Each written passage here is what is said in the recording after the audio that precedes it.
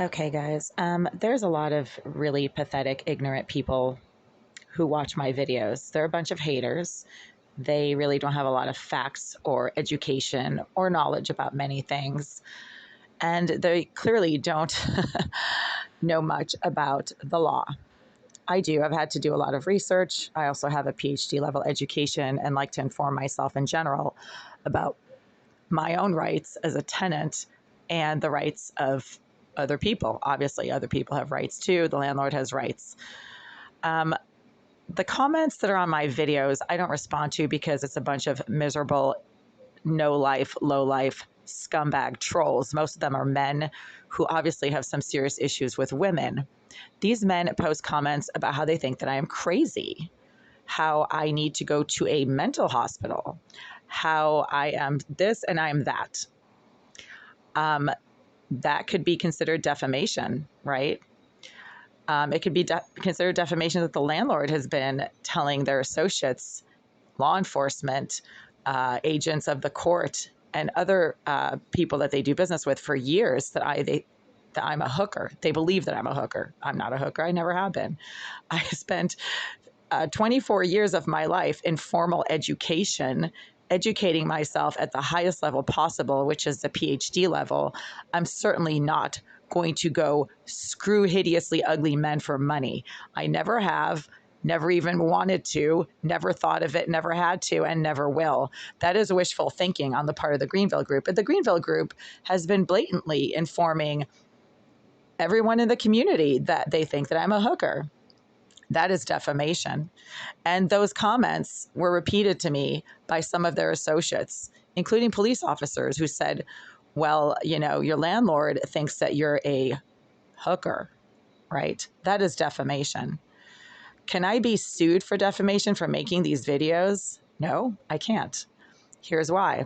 Because it is my personal opinion. It is my personal experience. You cannot sue someone for their personal opinion and experience. And the things that I say about the sex offenders in the adjacent units in this video are based on my own research, going through the Massachusetts Sex Offender Registry, right? So when I mention certain names, that means that those names are listed in the Massachusetts Sex Offender Registry. That is not defamation. That's a fact. And I have the right to repeat what the results of my research show.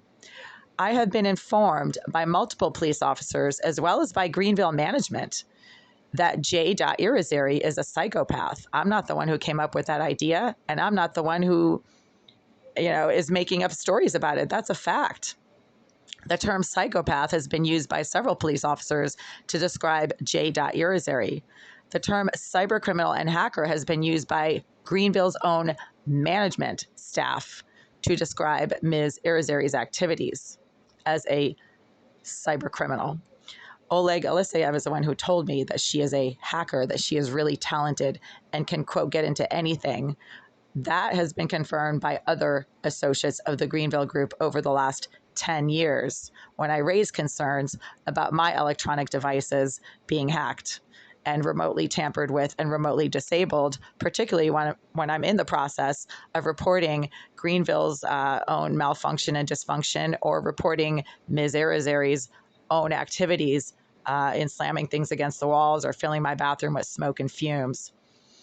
Ms. Irizarry lives in this building. That's a verifiable fact. It's also a verifiable fact that she's listed in the Massachusetts Sex Offender Registry.